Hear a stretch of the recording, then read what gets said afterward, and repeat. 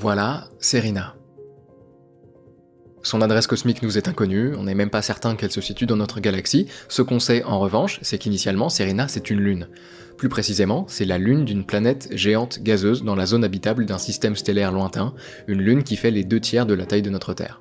Un beau jour, une entité dont nous ignorons tout et que j'appellerai l'autre entreprend de terraformer cette lune de manière à lui donner des caractéristiques similaires à celles de notre Terre à nous. L'objectif, c'est que cette lune initialement stérile puisse, à terme, accueillir de la vie. Pour cela, l'autre entreprend la formation d'une atmosphère similaire à la nôtre, il stabilise la rotation de la lune et l'incline légèrement de manière à reproduire les saisons et le cycle jour-nuit que nous connaissons bien.